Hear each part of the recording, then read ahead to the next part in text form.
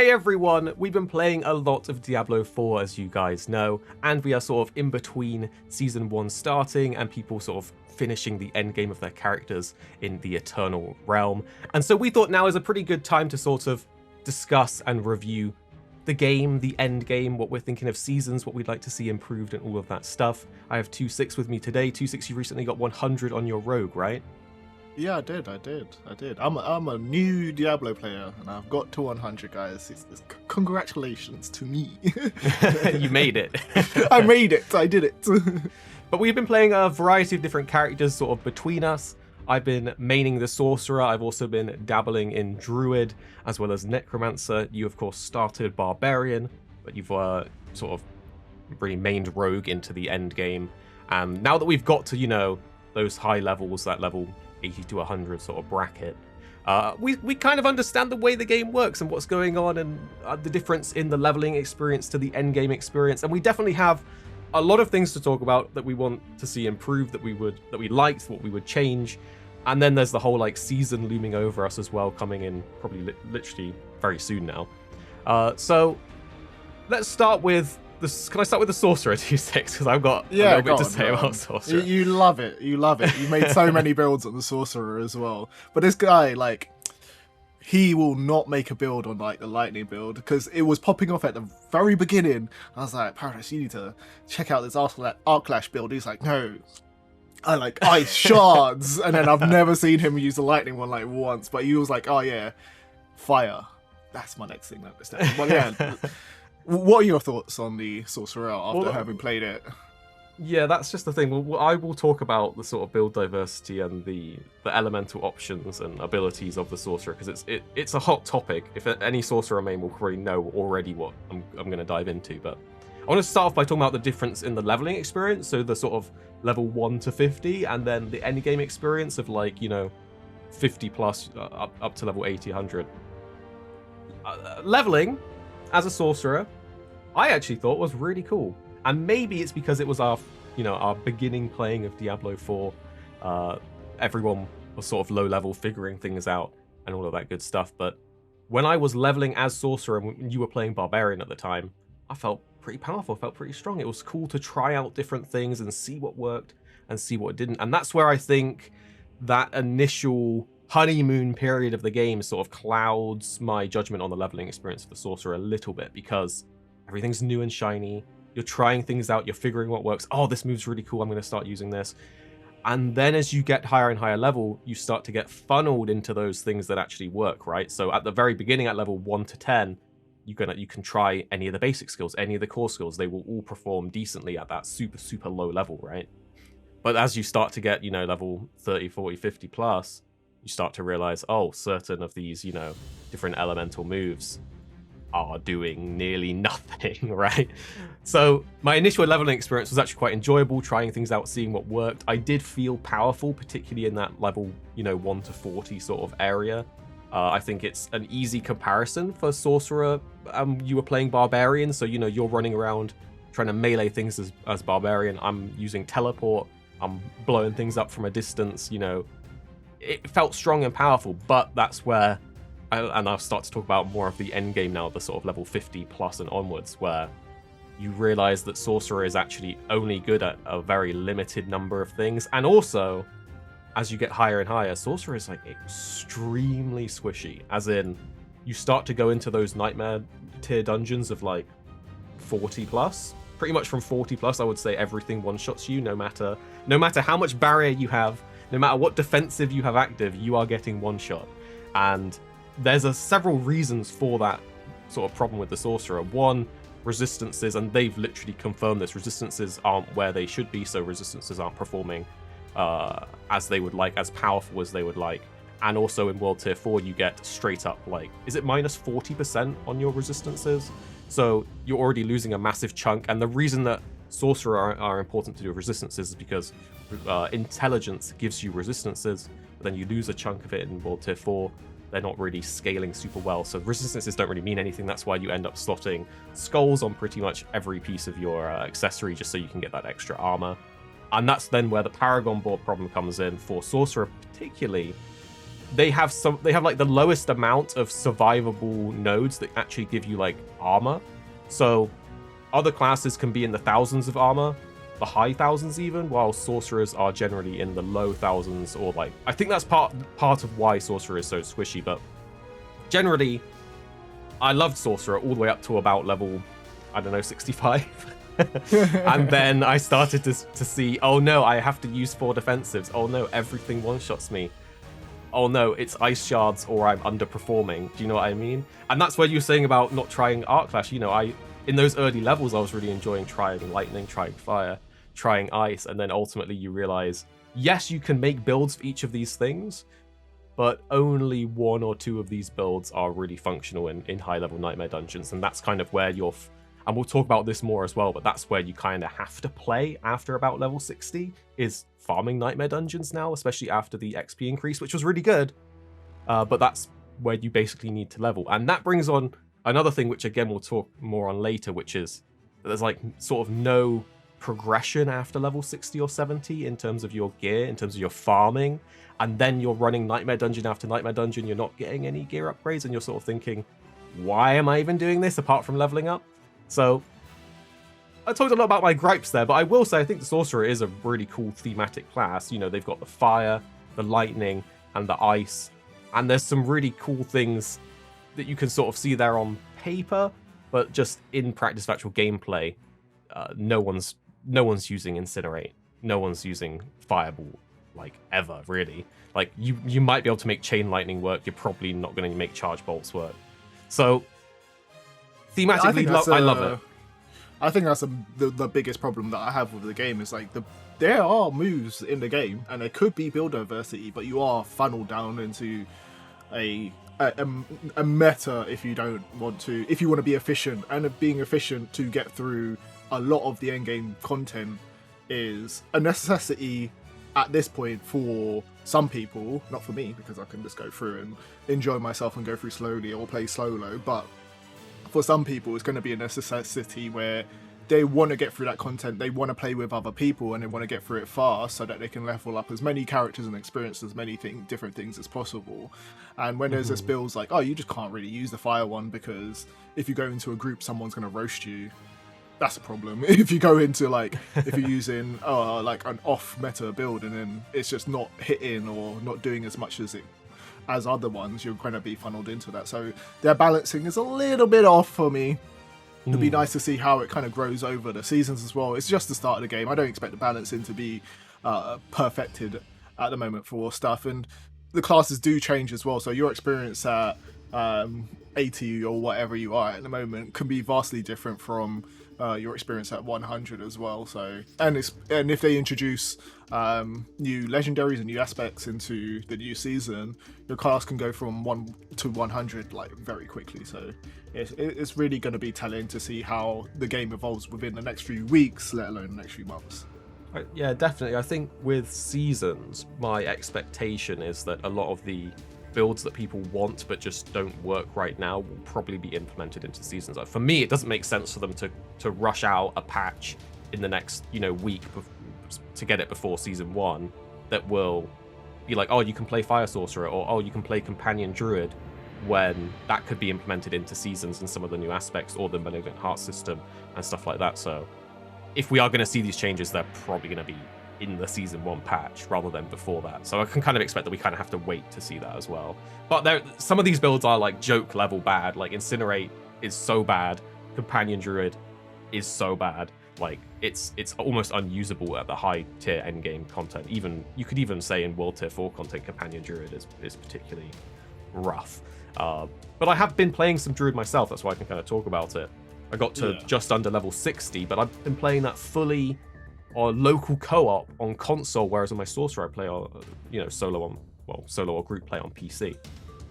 And I will say that actually... Yeah, it's funny to hear that you've like switched to the Druid out of like all the classes, considering that there are classes that are like pumping out the deeps. But I know that you love a druid in general, and just across things, even D&D, you love like druids and stuff, right? So yeah, I think druid is just a cool concept. I like the shape thing. I was gonna play druid, as my first class, but ended up on sorcerer. I love mages anyway, but Yeah. What I was going to say is that the local co-op experience is actually pretty cool. It's quite a different experience, and it's not just because you're running through everything on the same screen with another player. You know, it's also you've got certain aspects of the game are shared because you're locked into the same screen, like your map progression, your waypoints are shared and stuff like that. And Druid is meant to have one of the worser leveling experiences as well. It doesn't really ramp up until level 60, 70 plus. But I actually had a pretty good leveling experience with Druid, but it could have been because, you know, I was running around with a barbarian the whole time. We were just smashing stuff. But I was actually quite impressed with the Druid in terms of its leveling. It wasn't as quick as Sorcerer, but after about level 40 or 50, it started to definitely show its strength more and sort of put the Sorcerer into perspective for me, where the Druid has, like, you know, fortify and barriers and is tanky, and has all of these different, like, builds that you can try. You can try Pulverize, you can try Landslide, you can try Stormwolf, depending on if you've got the uniques. There's other werewolf builds that you can try to do with Poison and Shred. There's, like, all these different builds that you can try and all these different aspects, and then it makes me realize for Sorcerer how limited I am into Ice Shards if I actually want to do damage. So it just really made that shine, and made the squishiness shine. Like, as a Druid, you can just be there face tanking elites, and you're fine for the most part. Even though I'm only like level 60-ish, I'm doing the nightmare dungeons, you know, that are appropriate to me, and I'm still fine. Whereas doing that equivalent on a Sorcerer, you're just getting one shot by everything. So it was quite interesting seeing the difference in the leveling and, you know, the beginning of the end game on those two. Tell me a bit about your rogue. Yeah, I'll talk about my rogue in a second, but like what I find like funny just on that is that the classes that people thought were going to be weak from the beta, which is like the Necro and the Druid, Blizzard was right. Like at the end game, those classes do clap, because on my way up post like level 90, you're farming a lot of the same nightmare dungeons if you want to be ultra, like just getting the most XP as possible. And all you're seeing really is a lot of necromancers and druids in those parties. I think there was one point where I had a party of just 3 necromancers, and the way that that class just deletes things is actually insane. Like, my rogue was putting out damage, I felt like super just strong, and then I went in with a party with 3 of them just throwing bone spears and things. I was just getting chunked. When you see your life bar like quarter chunk off of like 1 bone spear, you're just like, what? And these are ones where we're going in and we're vastly under leveled. Like, the things are 10 or 20 levels, or not 20 levels, but around 10 levels above us, and they're still just acting like those enemies are nothing to them. And it's like, it's so funny to see that the necromancer was like a dark horse in the race, basically. But I have got necromancer at level 50, but I haven't experienced the end game too much, so I could be wrong. Tell me in the comments. I feel like necromancer might be suffering a little bit from the same sorcerer syndrome. Obviously, they're putting out way more damage, and they're also way more survivable, so just at a base level, they do seem better. But, like you say, Bone Spear is dealing so much damage for necromancer at high level, versus, like, kind of what everyone has when they think of a necromancer. They think of minions, right? You make a minion necromancer, you're not doing anything like the Bone Spear, so it's got that same problem, to my understanding, where it's like you're kind of funneled into doing that one thing that works really well if you want to be efficient in your farming. But again, maybe the seasons will change that with the new aspects and legendaries and sort of. I think that's why they really liked playing with me at a higher level, because what essentially would happen is I would just like dash into a bunch of enemies, group them all together, and essentially as my rogue, I just can't die if I'm doing enough damage. So they weren't ever in danger when they're around me. So they were just loving it, just throwing bone spears and deleting things. It's like a weird alternate reality where like the rogue is like the tank of the group that's also putting out damage, and then you've got a load of necromancers to nuke and stuff, and you know, I guess like a druid could do the same and tank things, but rogue does pull things together. It's got that super fat, is that the life regeneration when you're dealing damage that just makes you unkillable.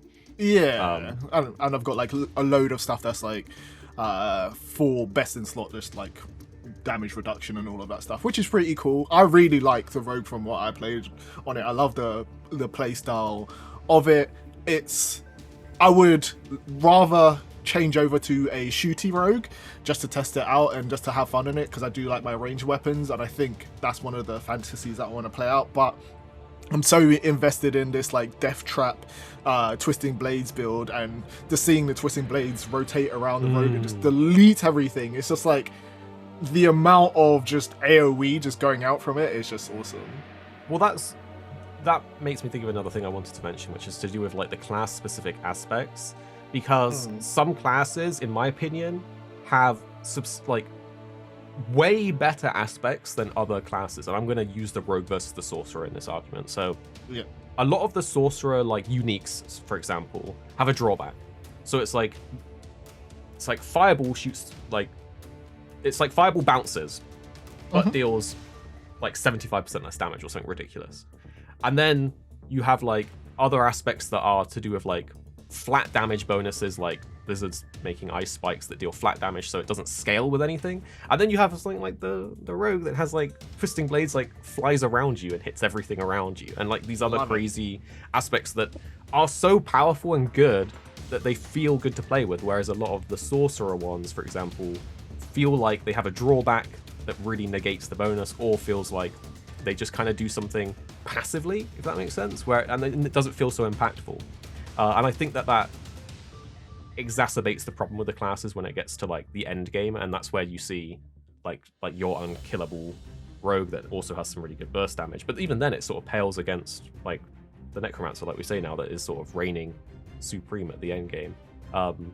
But I did want to just quickly sort of say what we thought our best and worst classes are at leveling an end game. So, because a lot of people are probably thinking of seasons right now, what class to pick for the leveling, what class to pick for the end game. So I kind of am thinking the best leveling experience for me, like I really did enjoy sorcerer leveling, but I think with rogue leveling is also incredibly fun. It's just fun. No, I think the rogue's just like fun all the way through from like what I have played of it.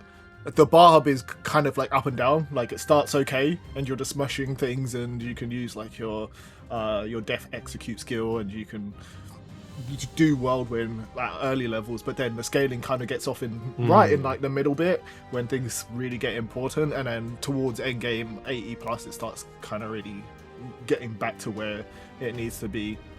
I still don't like the slow bleed of whirlwind. I feel like whirlwind could visually look a bit more appealing when you're dealing damage to things. Like I'm seeing sweaty best in slot barbarian spin around and like the gradually just delete things. If it just reflected a little bit better on the life bar, I feel like it'd be a bit more satisfying. But that's me personally. Obviously, if it doesn't work from a gameplay perspective, then that's fine. But it just doesn't look as cool as what I would suspect whirlwind to be. Yeah, I would quickly say as well, I think Druid's leveling was good. It was just a bit slower. It takes a little bit more to get going. But in terms of the leveling, I think we can probably both agree Rogue is probably the most enjoyable leveling experience. And then when it comes to endgame, I just want to say I think Sorcerer is in the worst place in the endgame right now. So when it comes to Season 1 choices, unless there's big changes, and there are going to be balance changes, so maybe Sorcerer will reign supreme in Season 1, obviously it's unknown. But as of right this moment, I think Sorcerer is probably in the worst place in the endgame. Whereas... You have to disclaim, though, that you haven't played every single class to know what it feels like. So if you're playing a class and your class just feels absolutely like dog water or something like that, that's from Paradise's personal experience of the Sorcerer in his interpretation of seeing other classes within his level range, either definitely outperforming in different ways or whatever. So yeah. But out of everything that you've seen and that I've played and that you've played, what do you think is the best endgame experience so far? What for? Just going through like Nemo dungeons. I just mean for like the classes in general. So it's like I think it's Druid actually. I think Druid is super fun because you're just sending out like tornadoes and stuff, and you've got like Pulverize as well. So Pulverize is like really good at just like clearing things and just like a bunch of things, and then you got like the Storm, like tornadoes just being like thrown out, which just looks cool anyway, and it's funny. It just looks funny. It just looks enjoyable. And I think that's what people are missing a little bit when they're making build videos a lot of the time. A lot of the time there are build videos that are super efficient and get through content and whatever, but if you're just pressing the one button, I say it all the time, it gets super super boring if there's nothing visually appealing about that one button being pressed. But if you've got like tornadoes and things popping off and you have to do, there's uptimes and stuff to switch around, that class can be enjoyable. I haven't played the druid, so I don't know what the mechanics of it are, but externally that looks like really just super fun to just be like a werewolf throwing like spinning tornadoes out your hands and just clapping things. Definitely, and like you say, and that there's more diversity than just the tornado build that works in that endgame, so that they're in a good place. I kind of agree with you there as well, and I've always thought druids look cool, so... Wait, 1 second, is it a hurricane or tornado? I don't know. It's the tornado, so the hurricane is the AoE that stays on the player, and the tornado is the one that flies away, which you need the legendary aspect to make them track, so you need uniques and legendaries for it to work, and then it pops off really well. But we did learn a lot of different things along the way through the leveling and the sort of endgame journey. I just wanted to highlight a few of them. You jump in and let me know if you think of anything, if any of these are wrong.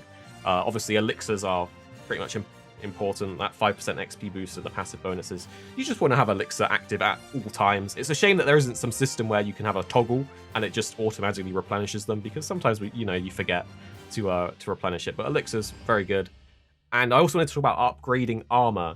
This isn't something that everyone can do on their first playthrough because it uses a lot of materials and gold, but getting those upgrades on your armor to increase the item power, even though it doesn't seem like a massive bonus on paper, obviously each upgrade does push the substats a little higher and the armor value or the damage value on your weapons a little higher.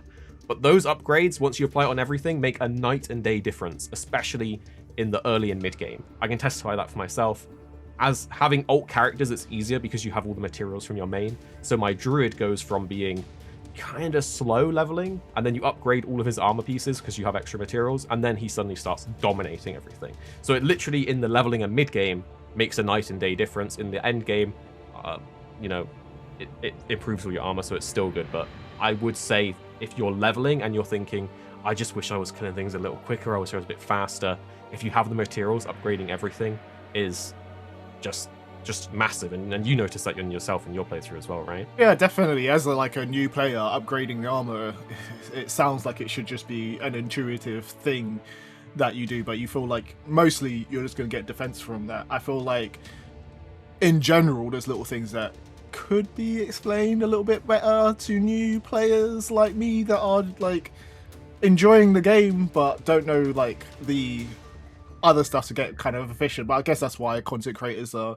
really out there, and there's information like websites and these databases that tell you all of that stuff. The other thing is just when I got to endgame and I got to like World Tier 4, I was around 73 and I'm leveling through my stuff. There was this kind of section in the game where substats, it kind of changed from item level to substats being way more important on your gear for you to get that kind of powerful feeling, and that wasn't, I don't know, like telegraphed, and it kind of made me not enjoy the game as much. I wish that was kind of, I don't know how they could communicate I can tell you exactly how it works. So I've done a bit of looking into this because it's a confusing system, and it's very important because it's to do with your drops and the gear and what you want to equip. I just felt dumb. Build. I just felt dumb afterwards. Maybe I am dumb, but like no. It just feels weird that obviously item power is not everything in every game, right? But the switch from substats, you're not going to be directly comparing every substat to know which one's going to be more chunky on lower level gear than like higher level item level gear as well, and which substats are doing the most damage as well. Like no one, unless you're going to every single database and checking through which are the best, you're not going to know which is the best in slot substat for your gear. So you're going to presume that item level is king if you're a new player. If you look at like games like researching Destiny, everything, that is the defining thing about your gear. You know, you need to get that light level higher, and that's what makes you more powerful. And light level is equivalent to item level, but actually what you come to learn in Diablo is they have this sort of behind the scenes system of item power threshold, and after threshold 725 or 720, what happens is the next threshold, which is 820, only affects the sort of the base of the item, which is the armor of the armor piece or the damage of the weapon, and not so much the substats. So after 720 item level, it kind of doesn't matter anymore how much higher item power you get. because the substats are going to be the most important thing from that point on. So getting 20 more armor on an item piece because it hit the next threshold, but it has worse substats, is just a straight up worse piece of gear, right? So that's the behind the scenes system. And what that means is, like you said, you get to level 70-ish, you start getting level 700 plus item power gear, and now you can't upgrade any further than that without getting a god roll bis drop that's incredibly rare.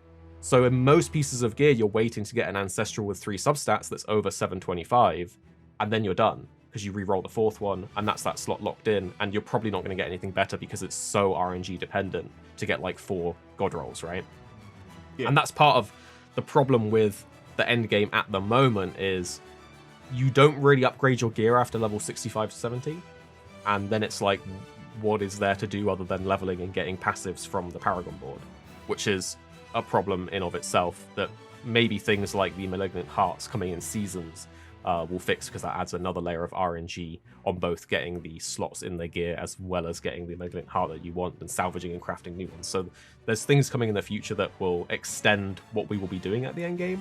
But at a core level, if the item power system isn't reworked, you're pretty much bis gear pieces at level 70. I didn't mind that, actually. Once I found out like how it actually worked, I really kind of enjoyed aiming for those best in slot pieces, and obviously there's websites out there that do help you identify which ones are best in slot for your class and your particular build. So from there I knew, okay, cool, I can get 3 or 2 really good substats and then re-roll the last one, and then it will be okay, or something that kind of really works for there.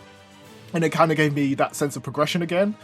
But when it initially came to me leveling, it was just like all my power had just basically gone, and I was like, why am I getting clapped? Why is this not working? But obviously just make sure that you are substatting out your stuff. Even if you feel like that substat is useful for your class, there's probably ones that are better there, and it needs to be a balance of like damage reduction and defensive skills and offensive skills as well. So it's not just pile on damage, it's not just pile on a particular skill. Yeah, definitely. But going back to the sort of things we learned along the way, I would also say playing in a group is a big factor to how quickly you can do stuff, and also how enjoyable it is, unless you're a real solo player enjoyer. Like, playing in a party is just generally a bit more fun, at least for me, but it's also clearing content faster, doing dungeons quicker, more drops because you can split off in dungeons and they'll kill them mobs and you'll kill the other mobs. And there's like no in-game systems to party up, apart from if you just happen to run into someone, which so wild. Like, I would have not done it if I didn't use like the Discord LFG. And guys, if you are leveling up and it's taking you ages and you're doing it solo, I'm someone that's quite introverted, so I've never really used LFG for anything, and I don't really want to talk to people anyway. But if you go on the Discord on the official Diablo Discord, you can actually just go in there, find a party quite quickly by looking for groups that are looking for more around your skill level or your level, and then you can just jump in. There's not really that much talking. They might ask you to go this particular place or do this particular thing, but it's not like crazy. You can usually just go in there, kill mobs, and you just get XP a bit faster because you get that group bonus and you're just getting through content faster.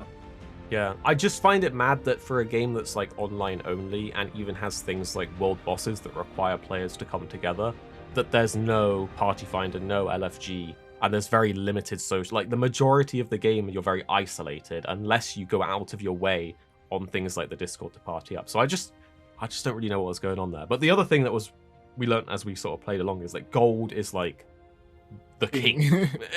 Gold is so important. You need so much of it.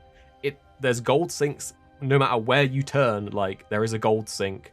Re-rolling stats, upgrading things, buying stuff from the shop, like repairing after you die. Everything costs gold, and it starts to cost a lot of gold at higher levels, to the points where it's costing over $1 million per stat reroll on one piece of gear that's also RNG, and also in those stat rerolls you can get the same stats come up when you reroll, which is a problem in of itself, I guess. But like, for example, you can see here on my wand, if I wanted to reroll my vulnerable damage, which I wouldn't do because it rolled pretty well, but say it rolled lower and I wanted to get it to roll higher, that's going to cost me 1 million gold and all the mats. And that's just for one time, and it will go up after you do that. So that's just one example of the gold sink. And then there's another layer on it as well that we sort of only realized in our super endgame experience, is that in the official Discord, there's a whole economy to do with like selling item pieces and helping other players, and it all comes down to gold at the end of the day. So gold is like way more important than we thought it was. It'll be alright if the greed shrines actually scaled with your level, but once you get to like level 90 and it's dropping, like the greed shrines are dropping like 200 gold per like hit when it should realistically be dropping like a couple of grand. It's a bit rough. Buff the greed shrines. Yeah, they're basically like when you see a greed shrine, you don't think, oh, yay gold. You think, yay movement speed until the buff ends. So yeah, they definitely need to improve that. We've definitely talked a lot about things we've learned along the way and things that we want to see improved and stuff like that. I think let's talk. We do have more things we want to see improved. But before we talk about that stuff, because you have been like, yeah, you didn't like the sorceress. Yeah, you didn't like the endgame leveling. What did you like, Paradise? Tell me what you like. Oh, there's a ton of stuff. I did like leveling with the sorcerer. It's just the end game needs to be improved. So my gripe with the sorcerer is purely on the end game. But what I do really like is just the core gameplay and the feeling that you get as you play through. You do feel powerful at different points. You get that fantasy, that power fantasy of going through. I do really like it when you do get a party together and you can be running some dungeons and you see their builds popping off, they see your build popping off, and that's a good feeling to have. Obviously, you have to go as external methods to get those parties going, which is a problem we mentioned before. But I think at a fundamental level, the gameplay is there. It's fun exploring the world, and also the campaign was really good. I think it's easy to forget about the campaign when we've finished the campaign so long ago and then you skip it on all your ults because why would you do it again? But the campaign and the cutscenes were pretty incredible. Particularly the last cutscene. I don't really see too many people talking about it, but that final cutscene is probably one of Blizzard's best cutscenes that they've ever made, and they've done quite a lot, particularly for World of Warcraft. But that was a really good cutscene. What is the end game like activity that you enjoy the most as well?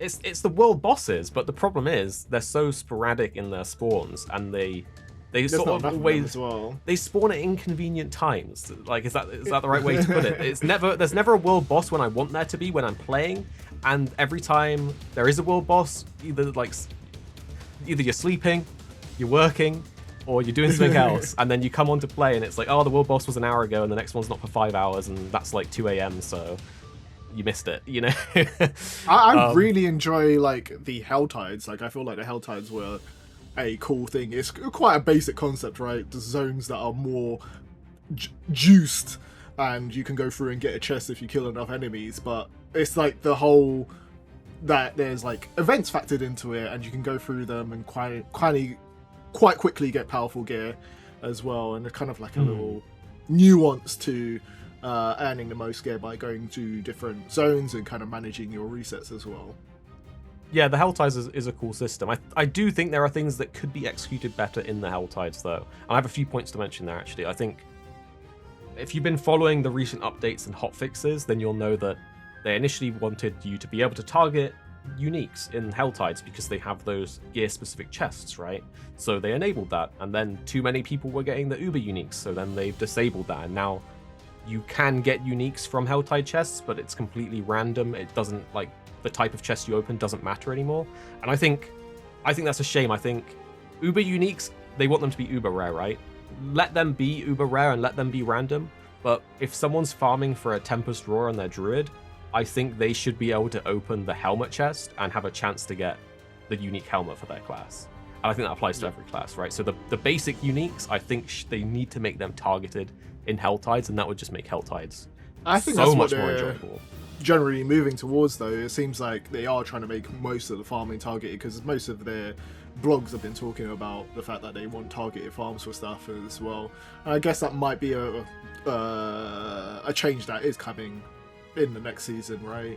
With like the bosses that can spawn and targeting like malignant hearts and stuff. So yeah. Malignant, yeah. I also think with like things like Helltides, Legion of War bosses, just put the timers in game. It's I get the sense of discovery that you get when there just happens to be one pop up, but I would so much prefer knowing when the next one is and planning for that rather than having to like drop everything you do because a Legion event or a world boss just popped up and you're afraid to miss it. So I think just quality of life, put the timers in game, you know. Do they do that stuff, or they do leave that stuff out for the community to do as well, though? Because obviously, if there's sites that support that stuff, then it's kind of got that kind of community feel to it. So maybe they leave that stuff out on purpose.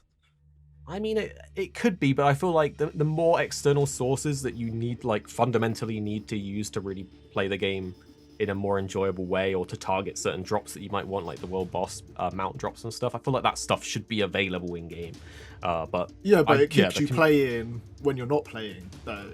If you get what I'm saying, so it's like it's in Blizzard's interest to kind of have stuff like that, right? So if you're not playing, then you're on the website reading about builds. If you're not playing, then you're on a website looking at what the next timer is, and you're thinking, oh, I need to get home for this timer now. True. Maybe it is a design choice to keep the game in your brain for longer. Yeah.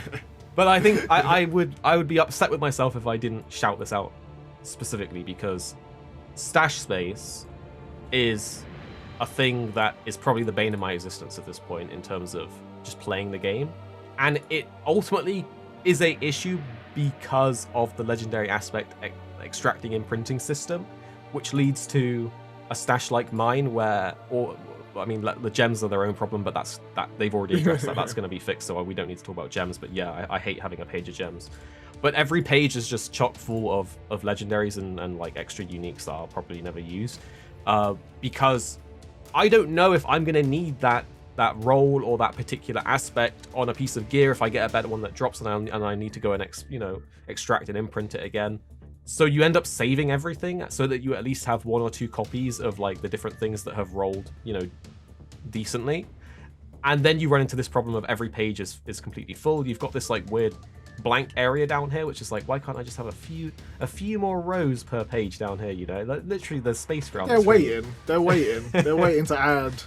You can buy more space. And they're definitely doing it. So I feel like it's going to be real world money space, basically. Oh no, don't say that. I'd hate that so much. But it does make me. I have a solution for this. Okay, I have a really easy solution, and it's not give us more space, which I would like. If all of these things, and this includes our aspects here on our aspect page, because let's be honest, this also isn't enough space to store all the actual aspects that you want. On my druid, this is maxed out, and I'm running out of storage space to put the extra druid aspects in. But my solution is, don't put aspects here, just put them in the Codex of Power. Like, I can't even put it up right now, but if you extract an aspect, it should just go into the book, and then you can just imprint it and it will consume it. And that way, you won't have to have pages of legendaries that you're saving. It can just all go in the book. Everything is fine. When you know what you have, they'll be easier to search through, or at least give us a filter for the stash so that we can find the particular aspects that we're looking for. Because there's just like certain things that just don't make any sense. Like when it comes to that stuff, like gems should have never been in the stash anyway. It should have been a thing, which they are changing. But the fact that you just can't reset your Paragon board is like the craziest one for me, because even that enforces you to sticking to a build, because different builds require different Paragon boards. But the fact that you have to individually press every single button to go back and refund is crazy. Yeah, I have read a lot into the different things to do with the Paragon board, because there are issues with the Paragon board at a fundamental level, in that some glyphs don't actually have the nodes in range on any of the boards that actually affect the glyph type. So there's literal glyphs that don't work on any board. So there's things like that where things obviously haven't been playtested or have gone through without being caught. But yeah, the fact that you have to manually click every single node to reset is kind of nuts. And the fact that, maybe I want to keep this board on one build, but not these two on another, or something like that. You can't just save one board layout and then use it for the next build. You have to manually redo everything, which is nuts. And on that topic, I actually draw attention to the wardrobe, which is really good, right? The wardrobe's pretty cool. You can make, you've got all these slots, you can make all these different, I've got different appearances for my sorcerer. We just want this for builds, that sort of, maybe it's not so easy because this is set up completely differently in terms of the programming of it, but if we had a system like this where we had our skills, we had our equipment, we had our Paragon boards set up and saved, so you can easily switch between builds, that would just be the most fun thing ever. Like, just loadouts, right? Yeah, exactly. So yeah, easy ways to switch and save builds would definitely be really good. I don't want to be too negative because I do really enjoy the game. There's a lot that I really like, and there's an addictiveness to it. But maybe that's why, you know, we play it so much, so we know the things that would just really make the playing in our lives so much easier. Like even small things like the silent chests with the keys that you buy from the Opal vendor. They are just almost not worth opening, right? Like they almost never drop anything good. So even small things like the silent chests, you know, what if they had an extra type of loot or an extra material that can drop that makes them worth farming? Just sort of stuff like that. But there's a lot of things that we want to see improved. There's a lot of things that we do like. We've played a lot of the different classes now. Seasons is the next thing on the horizon. There's obviously a big balance patch that will come with that, which they are being very elusive about with the information in it. But to round it off quickly, do you have any idea what class you're thinking of playing in? So you never really answered the question though. Like, do you feel like Diablo's dying, or do you feel like there's a future to it? I think, on one hand, I think it's crazy that people think Diablo is dying because the game is only just really come out, and we're not even in season 1, and Diablo 3 I think had like 28 seasons, and they're still going on with, you know, 28 was the last unique season, and then they're like repeating old seasons. So I don't think Diablo's dying. I just think people have reached a point where season 1 is coming up. There's no real endgame activities or farming to do, and there's no real gear progression after about level 70. Then I can completely understand why people want to take a step back and play some. They don't want to play it anymore because they don't want to do nightmare dungeons. They're not getting any drops that increase their gear. But seasons is starting really soon, so I think the game isn't dying. I think the game is only just has only just come out. But I can see the frustration because I'm there as well. I'm level 82 sorcerer. I have absolutely no desire to go and farm nightmare dungeons because on sorcerer they are painful to go through, and I gain so little by going through. I'm not getting any gear upgrades. I get the occasional paragon point that gives me a minor stat increase, so I can completely painful to go through. That is as a sorcerer, hyperbole. No, as a sorcerer, they are painful to go through.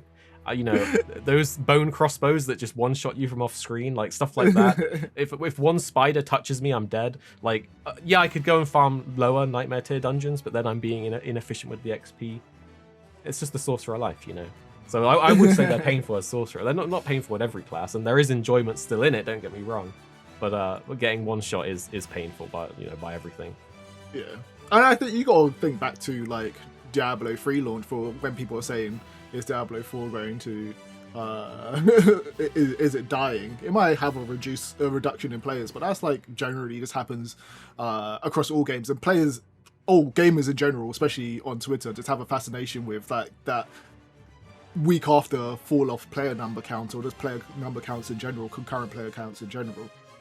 But if you look at Diablo 3, people were roasting that game at the beginning because of all the issues that it had, and that survived.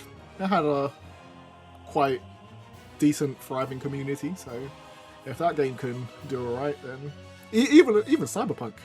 People play Cyberpunk. Yeah. Remember Cyberpunk? That game roasted into oblivion. It's good. Diablo 4 is going to be fine.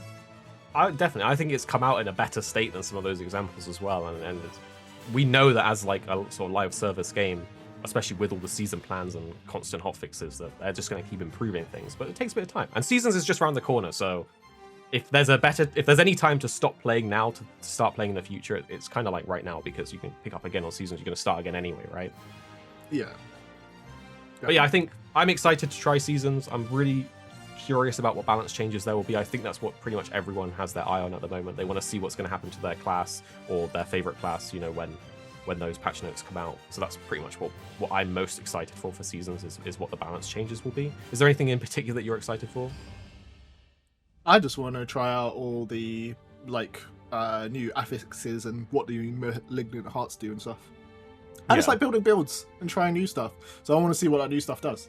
I want to jump back on my like barbarian and see if those malignant hearts make the build diversity a bit better, because I know they've done some changes to Leak Quake, so I need to actually go back on my barbarian and try that out. But for now, I'll wait until the new season starts and see how it goes.